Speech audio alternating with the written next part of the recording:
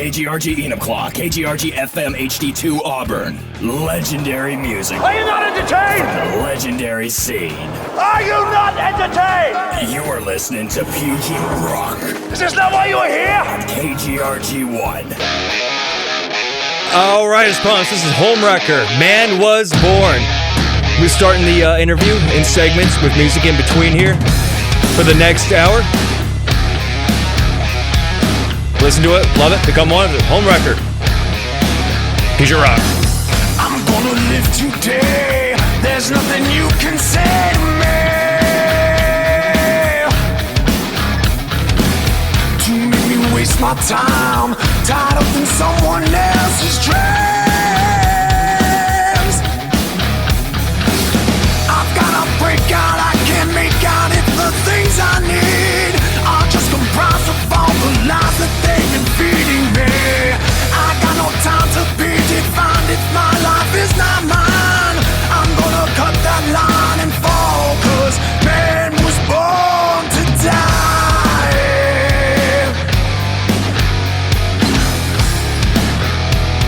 What makes me feel alive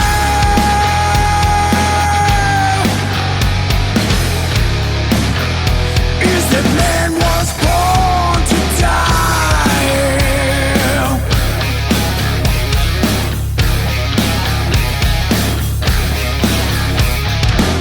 You and me, I'm not turning back, I'm not burning out like flames.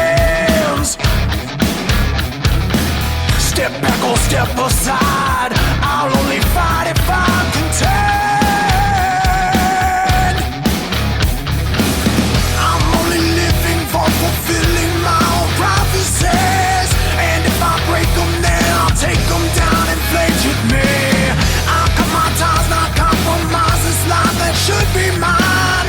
I'll either make my stand or fall, 'cause man was born to die.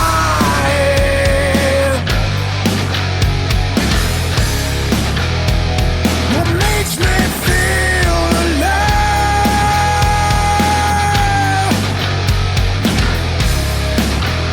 is that man was born to die.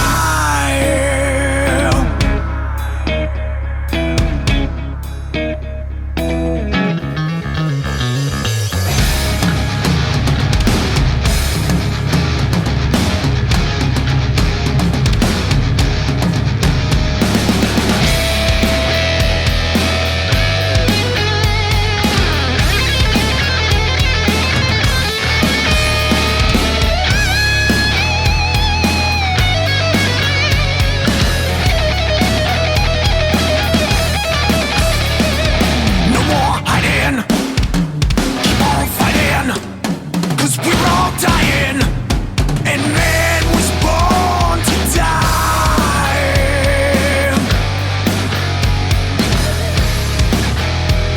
What keeps us all alive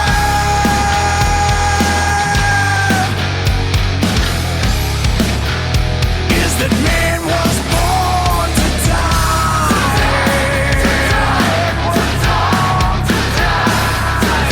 So lead the life you wanna leave behind,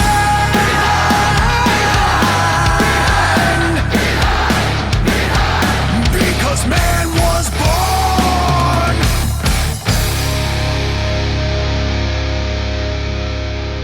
Hi, I'm Star Dog the Red with T2 from Puget Rock on KGRG-1, your classic alternative, and I'm with the band Homewreckr. And I'm just going to pass the phone around because we're doing this interview out back on a phone they just played. And give us all your names and your duties in the band. My name's Kevin, I'm the lead singer. This is Alex, I'm the guitarist. I'm Brett, drums, general cool guy. I'm Dave, bass. Okay, so now when I found your band, which was less than a week ago, when I looked everything up and decided, okay, that would be a good time to do my show. So I started doing the show prep, and I'm like, Homewreckr. Is that a typo? No. Now, if you look on your screens right now, you'll see it. There is no E between the K and R in Homewreckr at the end. And I was told it was because every letter costs money, and this is a band on a budget. Is that right? Straight up. Yes. Absolutely. Yeah, you always have to buy a vowel. Oh. Oh, we just no! Get the f*** out of my band. It's the music business. Is always yet the bells cost the most. Absolutely. Yeah. Those singers who just sing, oh, they're paying for every one of those long vowels, every second of it. Absolutely. That's how you know it's a rich band. Cha-ching, Punk, yes. punk bands, they don't do that. They don't do that. They don't have a whole lot of money. Yeah. They sing really quick vowels. Yeah. You got to buy the vowel. So you have a show coming up at the 4th Ave Tavern in Yes, we Olympia on the 26th. And that might be a Friday, Saturday, Tuesday. I'm not sure. I don't have my calendar in front of me. I'm pretty sure it's a Saturday, actually. Saturday. It's definitely Okay. a day. It is a day. It is a day. It's a day that ends in Y. Yes, definitely. And you guys are a family band, and we were talking about that a little bit earlier after the show. In a manner of speaking, yes, we are. Yeah. And I'll hand it off to you. Yeah, we are. Well, every band is a family, I think, to one degree or another. But there's a little more literal truth to that for us than for others. Alex, our guitar player, is my son. He's been playing with this band for 3 years now. He's done a lot of great writing for us. He's an awesome player, and it's my privilege to share a stage with him at this point. Brett and Dave both have a long history with the band and with all of us. So it's always a family situation. Well, the thing that was interesting with the whole family band aspect was that when Homewreckr as a band first started up, it was actually just a cover band that was happening in Lewiston, and they wanted to just, do more, hard rock, heavy metal kind of stuff rather than, a bunch of people going around playing 60s and 70s rock. And because of that, my dad went to go and audition for that band because he saw a thing on Craigslist or whatever where he found the ad where some of the original members had posted up like, hey, we want to do this. And I went along with him because I figured it would be fun to go see what was up. And I've known everyone in this band, Brett and Dave, since the original incarnation of the cover band, and I was like 13 at the time. So all of the band members have been involved in my life, and there's that whole, friends and good family friends become family eventually. So when the band needed a guitarist and they asked me if I'd be willing to do it, well, not only was it really cool that I got to play on stage with my actual, biological dad, but at the same time it was really cool to go and share a stage with other people whose, opinions and who had, taught me a lot over the course of me growing up, which was also really cool and was that kind of also family band aspect. So in more ways than one, like Kevin said, or Dad said. Before you were the guitarist, right? Yes, it was. True story. Yeah. Me and him were handed it down to them. Yeah. We changed things up a lot. Yeah, Dave's the bass player and I'm the drummer, but when this band started off, we were the two guitar players. Yeah. And when you say cover band, that's because you guys were a cover band before you were Homewreckr. Yes. Yes. Or were you Homewreckr, the cover band? We were Homewreckr as a cover band. We kept the name when we decided to change over to Originals, just because we had actually built a decent following in our local area. A lot of people who really enjoyed what we did, and even when we were doing cover tunes, I think we always brought our own energy and our own influences to it. And I think anybody does that. I've been playing in cover bands and bar bands for 25 years, and this was the first band that people came out to, and they weren't there to get drunk and go dancing. It was more like a show. People came out and sat in their chairs and watched us as if they were going to a show. Yeah. So there was something different about this from the beginning. Yeah. So then, and people would constantly ask us on that note, they'd be like, oh man, you guys, you really put a lot of heart and energy into it, and you put yourselves out there and you thrash around on stage. Why are you doing covers? And for the longest time, I don't know, because we were doing covers. We didn't really have a good answer. And so after a while, there was just a change in the way the band was going. There was a lineup change from some previous member had left and another member came in. Dave joined up on bass, and right we about just that changed time, our focus. And right about that time, I talked to Brett and Kevin, and I was like, as much as the covers are fun to do, I've got these songs that I've been writing. I think they're pretty good. I'd like to start doing that. I want to make a go of that aspect, because I feel like as a cover band, we've gone reasonably about as far as we can go with being a cover band. You have bigger dreams. Yeah. or a bigger ego. Take whichever. We'll say dreams. Let's call it dreams. It's code for ego. Once you're like Aerosmith and charging $300 a ticket for your next farewell tour, then it can be ego. We hadn't made Farewell $300 to the band started. So how'd you guys come up with Homewreckr as the name? Yeah.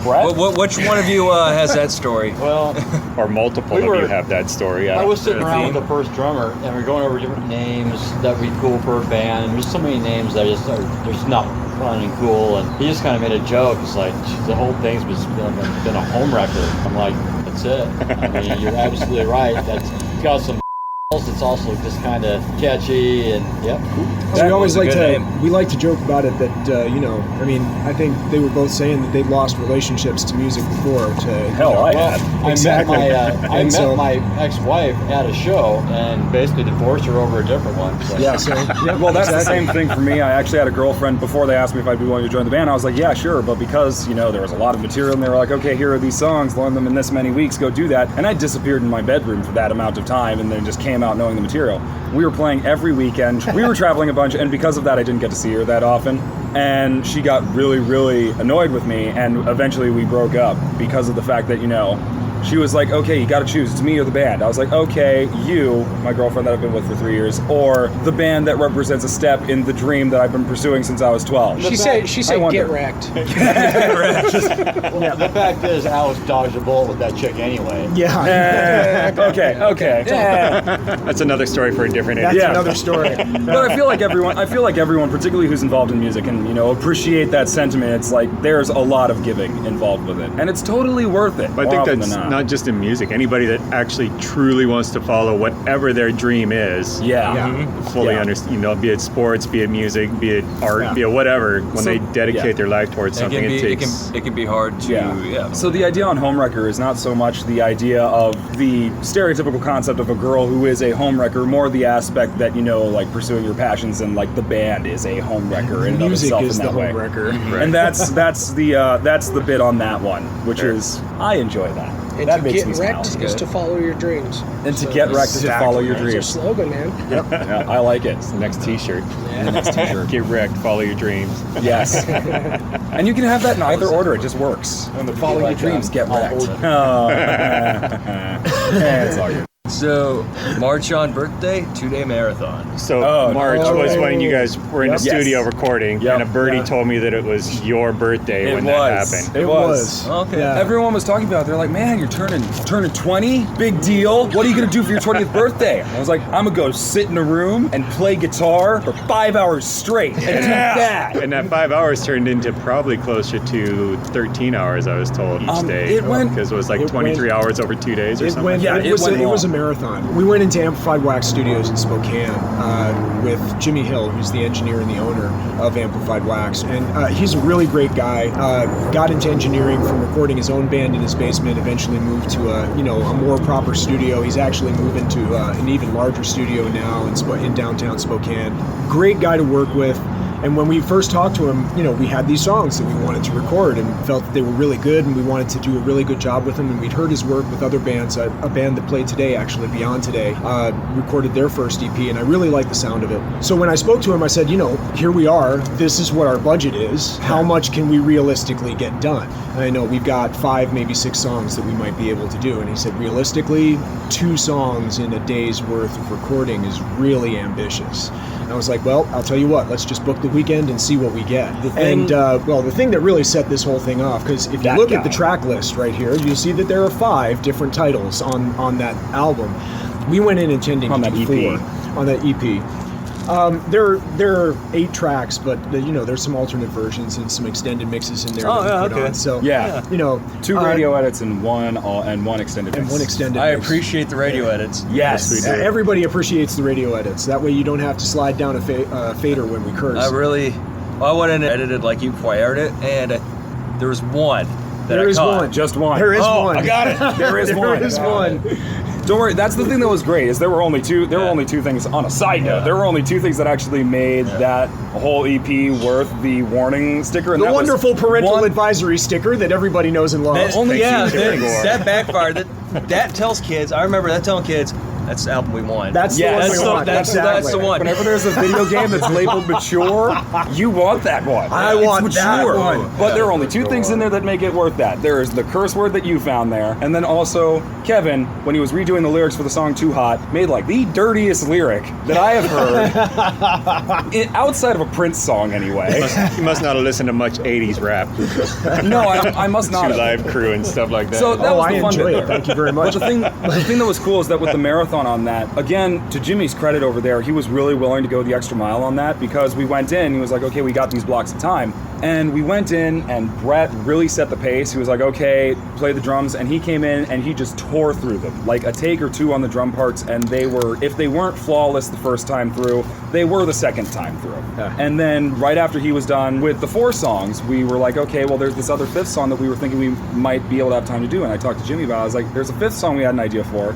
I've got a pre-pro for it. Would you like to upload that? He was like, rather than the pre-pro, do you know the tempo? I was like, yeah. So he typed it into his computer, and then he had me just record direct into his computer. He just threw some distortion on it. And then we had that with a click play into Brett's ear, and he just drummed the whole song and did that 5th one. And then Dave came on, he did bass lines, and he tore through the 5 songs in like 4 hours or something ungodly like that. And everyone basically, particularly with creating the EP, it was a lot of people coming in and bringing their A game and, realizing, okay, we've got this much time, which means I need to be perfect and flawless as much as possible anyway. And then that first day very much typified that. And then naturally, the guitarist and the vocalist came in the next day to do the recording. We messed that whole thing up. And I had to do a bunch of different takes, and then he had to do a bunch of different takes. Yeah, these guys were like, oh, you guys, we're out of here. Oh, yeah. I'm sorry. I'll just start beeping. I'll interpret. Anyway, so the thing that was great sounded like R2-D2. Yeah, it'll be awesome. And then we came in and we did our takes, and like I said, he deserves a ton of credit because he was willing to go, okay, well, you've gotten done with the vocal tracks, and he was really key on that. He was like, make sure the guitar parts and the vocal tracks, make sure they are quality and as good as you want them to be before we move on to the next thing. Because nothing's worse than having something recorded and permanent and then regretting it. And then finally the solos were there and we were over our time limit, and he was like, dude, your songs need solos. I've heard the solos on the pre-productions, just record them. And so we stayed and we did the takes and we got those all dialed in last, and then thanked him and he sent us on our way, and a little while later we had the EP. It was a really fun experience. As much as it was a marathon and a bit of a slog, it was still really super awesome. Yeah, it was a really good weekend. It was super fun. It was a good weekend. And he's just such a good guy. And I think that goes just in general, if you come in with a better attitude, people are more willing to, solos need to happen. You just make the and some good weed. Make the solos happen. And some good weed. So you were good attitude. Thank you, Washington. So you recorded, right?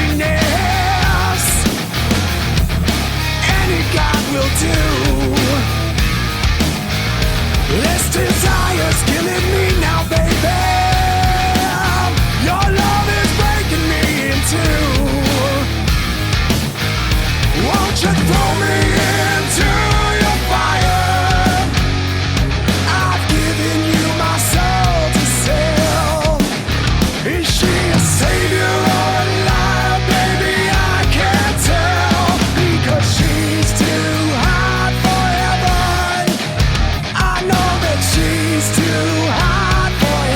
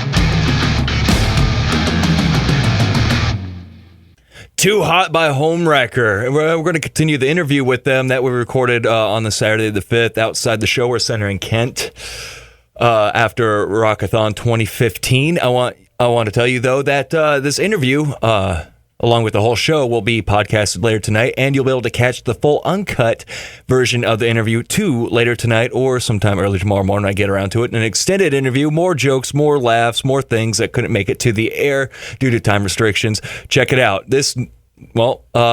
Part 3 of the interview coming up next right here, Puget Rock. So you recorded the EP in 2 days and a weekend? 3 days? How long did it take? There's 5 songs here. How long did it take to write the songs? What was that process like? That process was actually a little warped. It's a little warped because basically when Homewreckr, the cover band, was going, I had been getting tired of doing covers, so I was like, well, I should start writing original material just because I want to eventually start doing that. And then I brought them to the guys. I was like, okay, I've got these 3 songs that are ready to go. And I just brought those up one at a time, and everyone put in their own pieces and parts, and it was awesome. And they, with every new person's influence that they brought to each song that I had, it made it just slightly better, just because there's only so much that one songwriter can do before you're too close to the project and you can't bring anything newer to it. So I would bring these complete songs, verse, chorus, an idea for a bridge, and then out. And the other guys would be like, okay, well, let's attach some bells and whistles here, maybe do a pause, maybe do like this kind of thing. So it was really me bringing these pretty well solid ideas at first, and then them adding in their own stuff. Then with the song Too Hot, my girlfriend slipped up and she was like, oh, he's got this new song idea. And I had like a melody, one line, and some chords that I knew were in the key. And I just started like humming it and saying the one line that I had, and Kevin was like, okay, we need to go downstairs right now and just beat on that until it's done. I hijacked that one from him rather brutally because I was like, he had that line, it's the song is called Too Hot. The line that he had was, she's too hot for heaven and too cold for hell. I was like, that's genius. That's brilliant. I can't believe that 20 people haven't done this before. That's great. And so I was like, no, we're going downstairs. We're working on this right now. And so we spent the next couple of weeks hammering that one out. So. And then the other one that was also a bit of a bear was, the other 3 songs went through pretty much A-okay, but then the song Honesty went a really long way from where it had started with my original idea, because he had redone the verse melody and the scansion and made the words flow a little better than what I had. Originally mine was a little more flowy and long sustained notes. He brought it into that really syncopated, awesome verse. And so there was that influence, and then all of a sudden the issue that we had was the chorus that I wrote was a little lower than he was able to really put the kind of gusto that he has behind. It was a little bit below his range. So I started singing it, but then our vocalist, who doesn't do anything other than be a vocalist, was sitting there doing nothing. So we were like, okay, harmonies. And it's like, I need attention, man! But because of the I thought that was when they went and stood in front of the drum kit and just stared at the drummer for a little bit while somebody else was doing something. That's similar what happened when the solos happened. There's a story. Oh man. But the thing that was great was that was the other place where we just went to the basement and hammered away at it, because the chord structuring and the way the verse works and all of that, the way the chorus works, it was really hard to find a harmony to it that followed the line that I had already written that didn't sound horrible. We went back to the drawing board probably 4 or 5 different times, over the course of like 4 or 5 hours. Just like, no, that doesn't work because of this, and this doesn't work because that. No, that song's that note's flat. That doesn't work here. And eventually, after hammering it out for hours, Alex was like, you know what? I think we're overcomplicating this. Let's pull it back. And we came up with those 2 counter melodies that play against each other that really But as far as out. all these songs having our faces on them, that was November. So we started November and we were playing middle of January. Yeah, so really we crunched it there too. Well, the arrangement and all of the it wasn't really set yet. This is honesty. It was like we've been together for time, checked it out, and then January rolls around and it was out and recorded them in March. Yeah, because really the process of bringing together this lineup of the band and this lineup of songs and finalizing everything and getting all of the arrangements together and ready to record, that really was a 3 to 4 month process. It really came together amazingly quickly. Yeah. Well, that speaks to the band. That's what I was really excited about with this band, especially when we got Dave in on bass, because of the fact that I was actually talking to him about this last night, because we got here pretty late, and when I get tired, I get feels. So because of that, I was like, we were talking about this, and the thing that was really incredible about that iteration was we came in, and with most bands, there's a few rehearsals where just things aren't quite where they need to be, and it just doesn't quite get in the pocket and in the groove. And we got in, and just for some reason, he came in on the bass, and he started playing the parts that he had ideas in his head about, and just something about that, the alchemy there was perfect, and the chemistry worked out, and it just had this click almost immediately. And there was this sound that I was just like, okay, this works. And because of that, over the course of that 3 or 4 month period, everyone brought in their own flavor and their own persona to the song. You know, Dave's bass parts, that you can hear him through those, and the same with Brett and his drumming and everyone's pieces. It's not like I brought these songs and they're just my songs and everyone else is playing on them. I brought my song ideas and everyone else made it their song too. And that was really awesome. And it came together super quickly, again, because of that. We'll be back with the rest of the interview and the rest of the album in a minute. You're listening to Puget Rock on KGRG-1.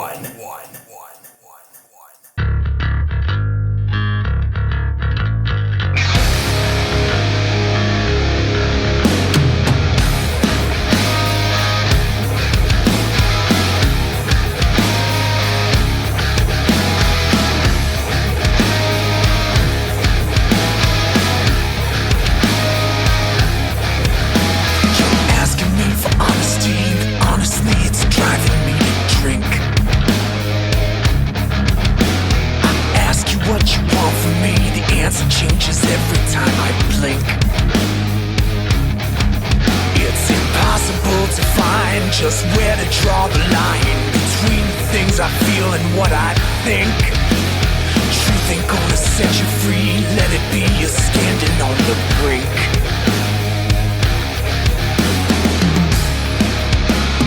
Plaything of your shame. Decided to stay aside by your proper colors of insane. Break free from the chain. It's not like those diseases of the body and ways, but they lead to honesty.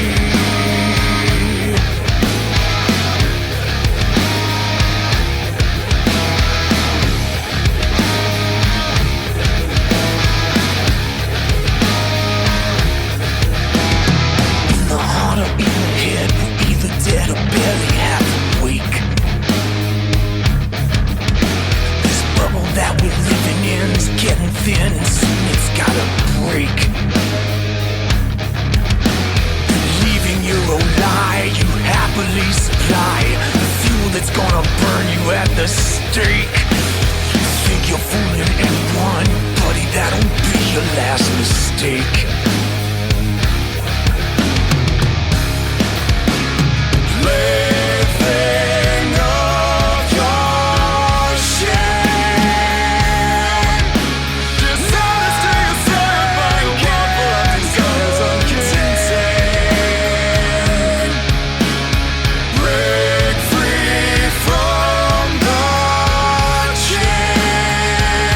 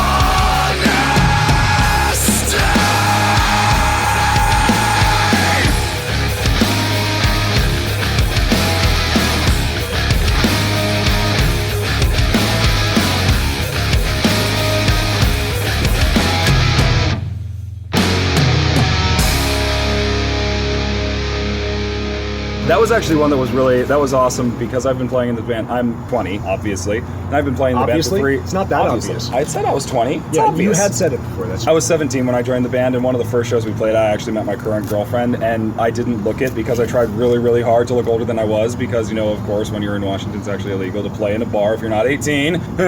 So I tried really hard not to look like I was 18, which is why I keep calling. Which is why I keep calling my dad Kevin, because I figured it might break that illusion if I went around gigs going, Dad! Which kind of wouldn't help with the whole, like, looking older thing. And so... Dad, can I see your ID, please? I didn't bring it on me. I'm not drinking tonight. Don't know why that happened. It's always got a cover story. I do. I'm good at that. Designated driver. Yes, permanently. It's awesome. And whenever we play in bars now in our local town, because everyone knows how old I am and, you know, people know me, I get the really fun privilege of waiting outside until it's our time to play. So it'll be like a 4-band show. There'll be 2 bands, then we go, and then there's the last band. I'll just be hanging outside, like, before sound check. You place them in a corner and walk away. So you man the merch booth outside the venue. That's the issue, is that the merch booth went inside the booth. Inside too. So I don't even get to man the merch booth. I just get to hang outside and do nothing. They did that to Lane Staley and Allison Chains before. He was the youngest guy in the bar. He was born a year later than everybody else. So he had to wait outside or else inside getting trashed. Yeah, exactly. Outside the bar until he went on. Well, that was the thing that was great. It's a long and noble history, actually, of hazing the kid. But the thing that was really funny about that, though, is because I came into this one bar in Orofino where we were playing, and my girlfriend now was checking IDs at the time. And I'll never forget, because I went in the back door and she was like, hey, can I see your ID? I was like, oh, I'm just with the band. She's like, oh, okay, whatever. And she didn't know I was 17 because I don't tell people I'm 17. And I straight up... You're 20. Well, he's 20. Well, I was 19. I was 19 at the time. So it's a good thing you weren't telling people you were 17 then. That's the thing, is that she asked how old I was, and because I'm not a creep and thought, well, I might want to date this person eventually, so I should be honest with her. I just told her my standard story. I was like, oh, I'm 19, because, you know, old enough that no one questions whether or not I should be in a bar, young enough that no one tries and offers me a drink. And she totally bought it, and so she started coming to other shows and everything like that. And just the rest of us are looking at this like, this is going to at some point maybe be an issue.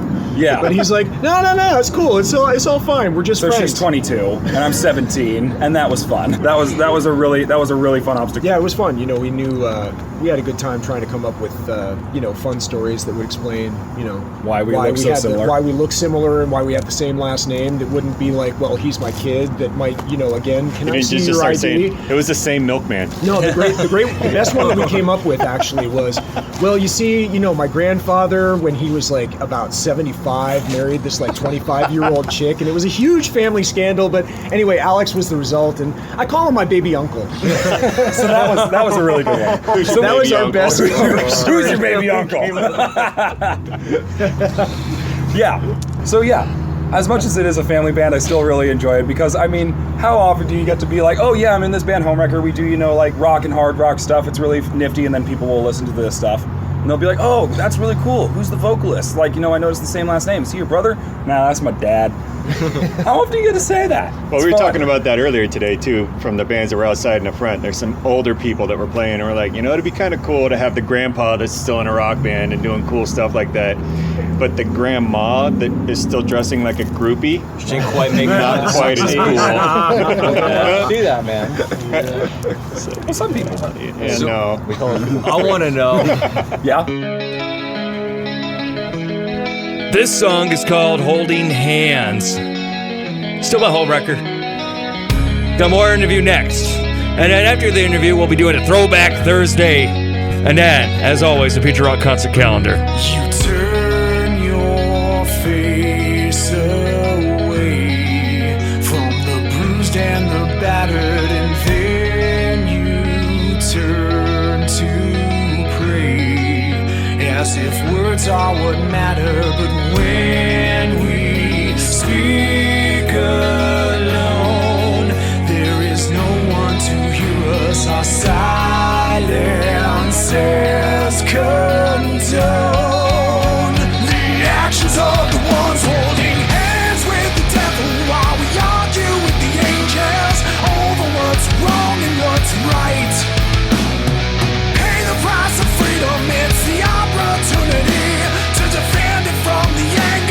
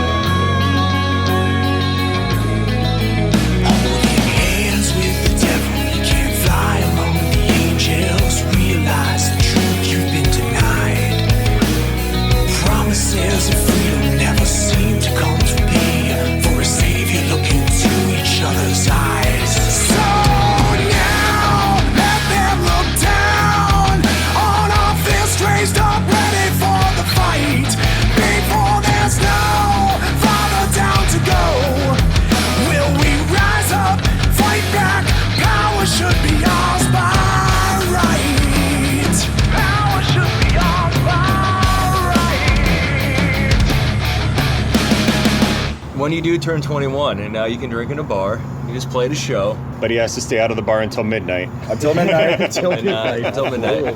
Have you ever been drunk around your dad, is what I'm saying? Yes, actually. Yes. Maybe we don't want to record Maybe this. No. Don't self-incriminate here. Yes, he's a raging alcoholic. No, this was actually, it was a really unfortunate thing. We were hanging out at my dad's place. There was like a house party going on. And it wasn't a like kegger house party. It was my dad, some friends of theirs from like work and mutually around. So like a bunch of other people who were adults with actual careers came over to this party. But someone as opposed to adults without actual careers, which, you know, we know a lot of those too. But hey, we're not naming names. Yeah, it's okay. Anyway. It's been a rough economy. Yeah, but the point being is that there was this party going on, and someone brought one of those, God, what is it? A fishbowl. Someone brought a fishbowl, except they made a really, really good fishbowl, and they had cut it with diet 7-Up rather than regular 7-Up. And so I didn't know it was a fishbowl. I couldn't taste the alcohol in it. It was really, really tasty. And so I saw this random blue liquid in a little jug in the fridge. Not marked, it didn't look like alcohol. I tried it, didn't taste like alcohol. Baja Blast. So yeah, it was awesome. So doesn't I just look had like some. alcohol, doesn't taste like alcohol, must not be illegal. alcohol. Yeah. How come my legs don't work? So here's the great thing though, is that the person who brought this totally played into it. I was like, oh man, that stuff's really good, right? And I was like, yeah, it's really tasty. They're like, yeah, go have some more. I made it myself. And so like 5 little glasses of that later, I realized that someone had played a really wicked joke on me. Because it didn't hit me like, I didn't slowly realize like, oh, I might be getting, maybe that was alcohol. No, just all at once at about like, after having taken like 5 glasses of this whatever drink, after having done that, I was like, I've made a horrible mistake. No. That was the next morning when you're like, oh, I've made a horrible mistake. Yeah, and so I basically went over. I was like, Dad, I'm gonna go lie down for a bit. And he was like, yeah, just go take the spare room. And I went and slept. Well, at least you were at that point where you could still sleep. I would tell you to go lay down outside. Yeah. You get in my house. Because if you get too bad, that's where you got to have the leg hanging out of the bed, touching the floor so that the world doesn't spin quite as fast. Yeah, exactly. You got to keep an anchor. So my dad, apparently, Kevin came up to me the next day. He was like, just so you know, I was wondering if you had been hitting it pretty hard because you got very talkative. Like pretty much 2 glasses in, you started talking a lot. And I'm just saying, it's in my house, it's okay, it's a safe environment, no one's gonna mess with you. And then I explained it to him. He's like, okay, that makes a lot lot more sense. But you know what you said. Yes. So, yeah, that's happened before. These recordings will come out on the day of your wedding. Yeah. Oh, that'll be great. That's all great. We plan on being there. Oh, that'd be sweet. That'd be sweet. Well, I make a toast with my phone. Hey, you seem like I invite you right now. Yes. He gets married, you're invited. Yes. You seem like reasonable enough, dudes. Come hang out. Although Great. we're really much more of a divorce party band than we are. Divorce party. Set free. It's the Homewreckr, not the homemaker. Homewreckr is playing divorce. Why wouldn't they? Yeah. Of course. So I see in your liner notes the name Travis Meeks here. Is that the Travis Meeks from Days of the New? No, it is not. Okay. Actually. Although we did play with Days of the New. Oh, yeah? Of course, they're called Tantric. They were called now, Tantric now, yeah, exactly. Okay. But it was a couple of the members that were formerly David. No, the Travis Meeks that is in there actually is, we actually called them the Homewreckr dancers. We were playing this gig in Orofino, and this couple come onto the dance floor and start tearing up Western Swing to Motley Crue.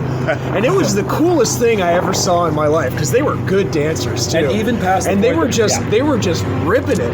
And they became really good friends of ours, Travis and Heather. He's actually a real dude. Yeah.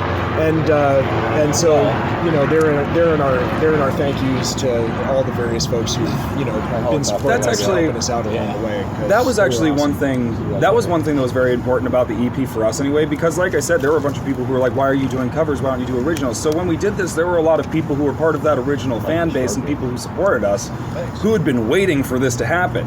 And it was very much, we have the Wreckin' Crew, and there are a lot of them who are, very devoted and very supportive, and they had been through the whole thing. So as much as this was, when we did our EP release party, it was as much of a party for us, like, releasing our EP, as it was for everyone else who had, helped us get there. And that was really where we came from when we started doing this. We were like, okay, outside of the fact that we want to do this, there are other people who want to hear this material too. And we had gotten a really good crowd response whenever we had played at our shows, because we started booking shows as Homewreckr, except instead of doing the shows and playing as an opening band and doing cover songs, we just started playing our original material, and the people who were showing up to come and see us loved those just as much as any of the covers we had done before. So we came to the conclusion, okay, this really needs to be recorded, because people are enjoying it, and that's something that we felt that we deserved as people, and that also that other people who wanted to hear the music on a CD also deserve to get. Yeah. So in the liner notes, there are a lot of people in there who just deserve thanks for being staunch supporters, or people who just helped get us there along the way. And we actually did some crowdfunding for this. We launched. Saw the Indiegogo, yeah, Indiegogo. We launched an Indiegogo campaign for it, and we got a piece of the wreckage. Yes, absolutely.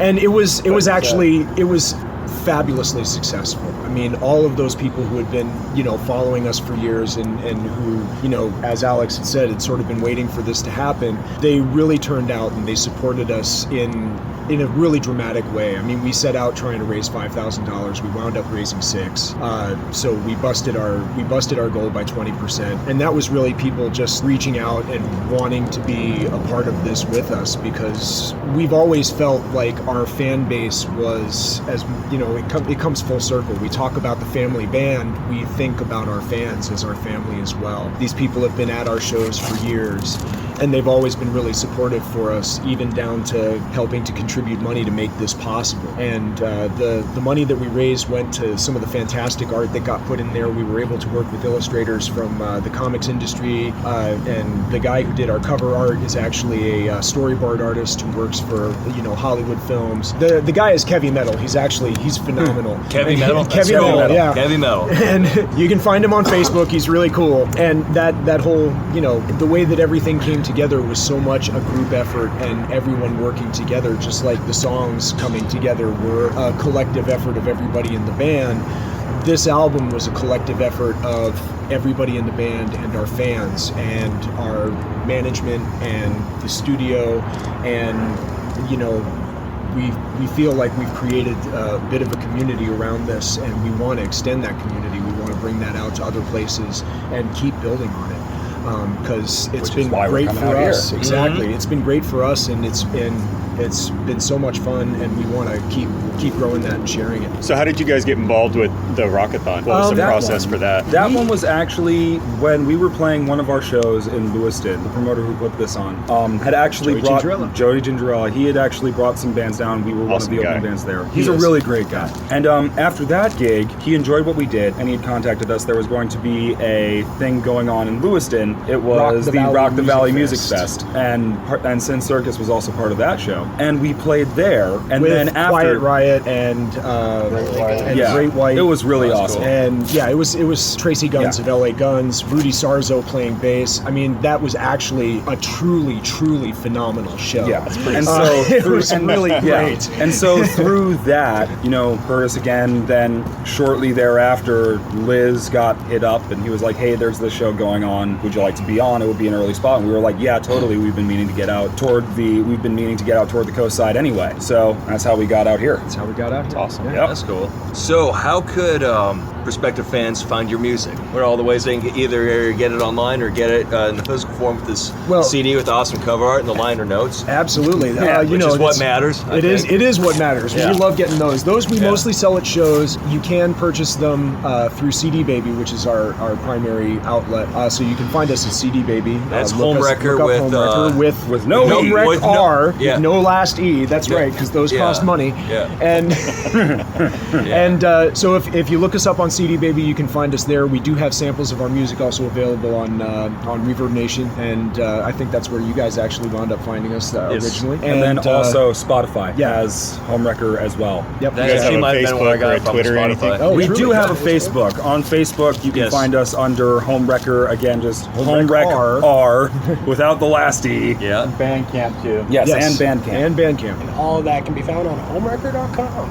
Homewreckr.com. Yes. We do have our own URL at homewreckr.com. Remember, drop that last E. That's homewreckr.com. You can tell I've been saying that for years, right? And we've got links to all of that up on our webpage. So. And the album is called The Reckoning. The Reckoning with no E. in the he kept that going. Yeah, Cuts and vowels all around the place. It's good. Yeah, it's a theme. Yes. Yep. We abhor vowels. Cut the vowels in the title, so you don't have to cut anything in the music. Exactly. That's how you save money. That's it's right. Good, smart. It's music budget business. Yes. You can use that in your next one. Thanks. Yes. And check them out. It was an absolutely fantastic show. I'm hoping I can be down in Olympia on the 26th. I'll look up. That'd be awesome. Oh, absolutely. We'd love to see anybody who happens to be hearing the show. Please come and check us out. We would be more than happy to see you there. Well, Kevin, Alexander, Brett, and David, thank you. Thank you. Thank you. I'm glad I could see you guys. That was our interview with Homewreckr, and that show on the 26th, Saturday the 26th, down at the 4th Ave Tavern in Olympia. They will be playing with No Avail and another. I don't have in front of me. I don't know what the other band is. But if you go to the Puget Rock concert calendar at PugetRock.com and search around there, you'll be able to find it on Saturday the 26th. And it's an awesome show. Again, with No Avail, Homewreckr, and another band that I absolutely cannot remember the name of, but it's right there on the tip of my tongue. Up next, we got, here's the last song off the album. I think this actually might be the first track, but the last song we're going to play from Homewreckr today. This is Like You. And coming up next, after this, it'll be a Throwback Thursday. We're going all the way back to the damn 80s. 1989. And then we'll work our way forward back to here from there. Homewreckr, Like You, Future Rock. You're not looking, but you ain't blind. Not desperate, not disinclined. You're caught in the crosshair lines. I'm looking for the time to strike. Now stop, look over here. Pull me in a little closer, not too near. I know you're never gonna settle for second tier. There's a spark waiting to ignite. 'Cause I like you, you ain't nobody's fool. I think you know exactly what you wanna do. Just like you, I ain't got a damn thing to prove. If you take me home with you tonight, I got a way to get through to you.